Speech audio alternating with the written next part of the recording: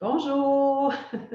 Marie-Ève Pollum ici, pour ceux et celles qui ne me connaissent pas encore, conseillère en santé globale et animatrice d'ateliers et conférencière en entreprise pour une meilleure qualité de vie au travail.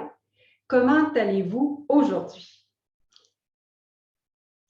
Je vais aborder dans cette capsule la gestion du stress. Donc, vous donner des informations, des petits trucs pour vous aider à mieux contrôler votre niveau de stress.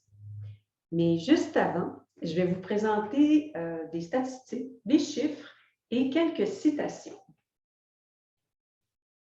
Selon Statistique Canada, une personne sur 4, donc un quart des Canadiens, subissent une tension nerveuse au quotidien. Donc, c'est prouvé statistiquement. Donc, je ne sais pas pour vous, est-ce que vous êtes surpris? Moi, non, parce qu'on entend de plus en plus parler des effets nocifs, néfastes sur la santé mentale, le stress des employés, gestionnaires, même depuis la pandémie. Donc, pour moi, ce n'était pas nouveau, mais je tenais à le souligner encore. Également, selon Tania Schramek, c'est une coordonnatrice du Centre d'études sur le stress qui travaille également au Centre de recherche Fernand-Séguin de l'hôpital Louis-H. Lafontaine à Montréal, souligne ceci. Une concentration excessive de cortisol, donc hormone du stress, affecte le cerveau. À long terme, elle peut être toxique pour les neurones. Bon, encore une fois, c'est très pertinent, mais nous savons de plus en plus avec les neurosciences que le stress a un impact sur nos capacités cognitives, nos neurones. Donc, pourquoi je vous en parle à nouveau? C'est un rappel. Plus on en est conscient, plus on le répète, plus ça nous motive peut-être à passer à l'action. Alors, c'est pour ça que je voulais vous présenter ces chiffres. Donc, le mauvais stress est très présent chez les travailleurs et les travailleuses. Il devient donc essentiel et nécessaire de trouver des outils concrets, accessibles dans les organisations pour poursuivre cette tâche colossale, et j'en suis très consciente, de réduire ce phénomène du stress qui est généralisé. Et comme je le soulignais dans une de mes capsules précédentes, 70% des femmes, particulièrement ménopausées, sont touchées par la dépression.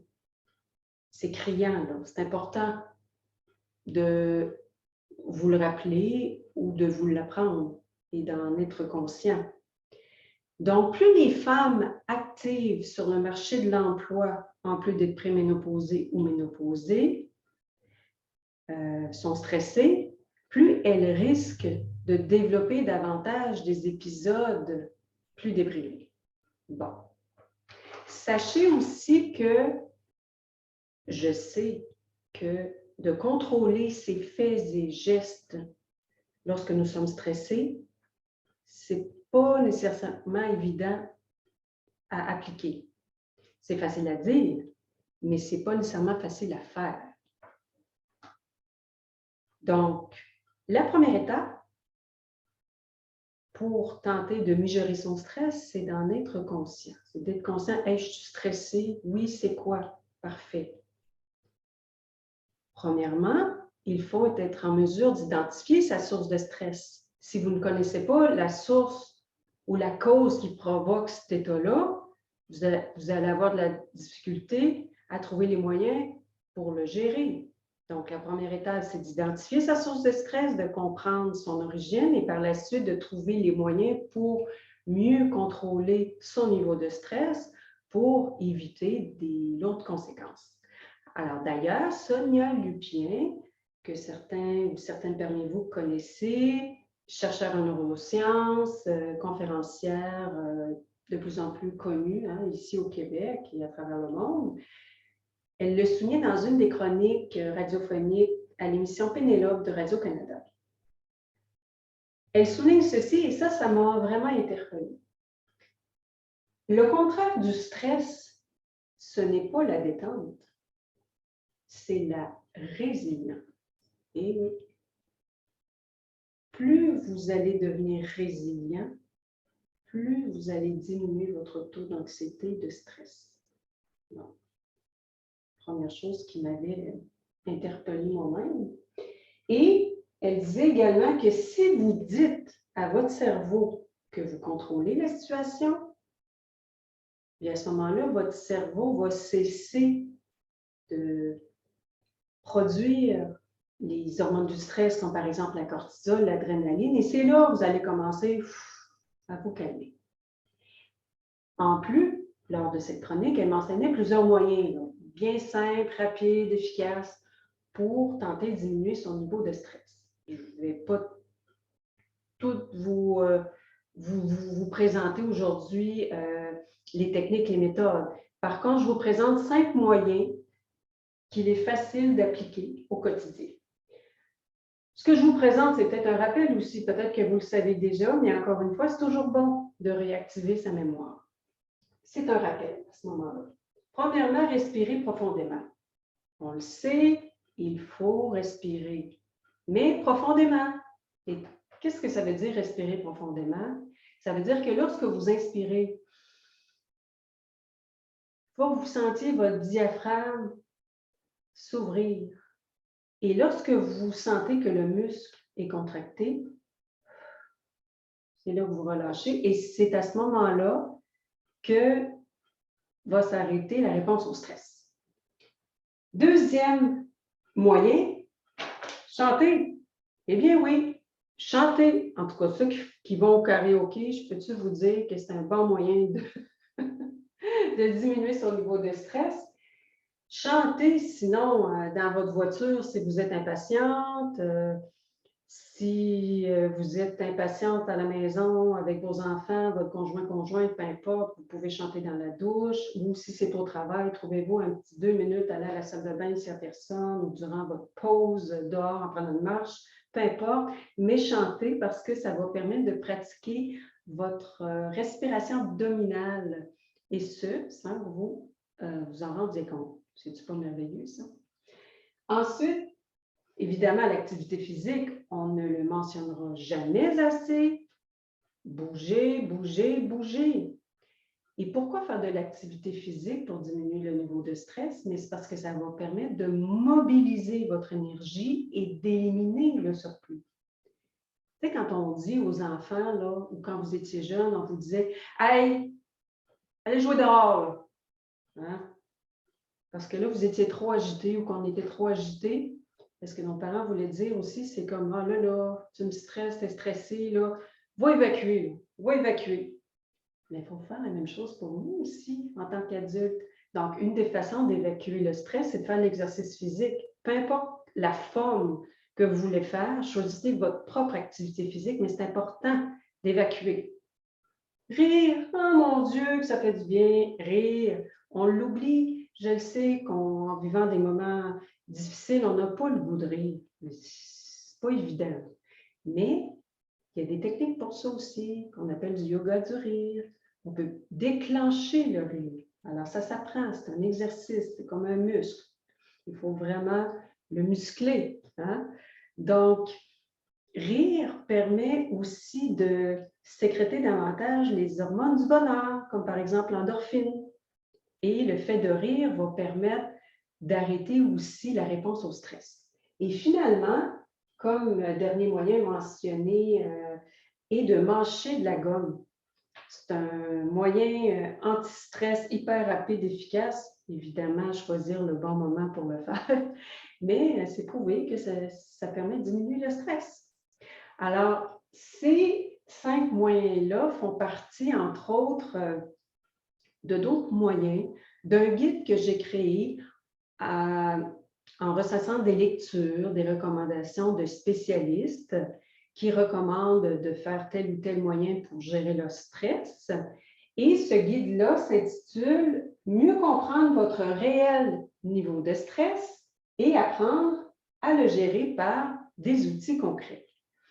Dans ce guide-là, on retrouvera entre autres un ensemble de d'autres moyens pour vous aider à améliorer ou à gérer, à contrôler votre stress, des informations supplémentaires aussi sur le sujet, des extraits chroniques des chroniques de Sonia Lupien à la radio et également 5 clés importantes pour que j'ai recensé, en fait, que j'ai retenu d'un webinaire en France que j'ai assisté qui s'intitule également Stress et neurosciences, qui était très pertinent.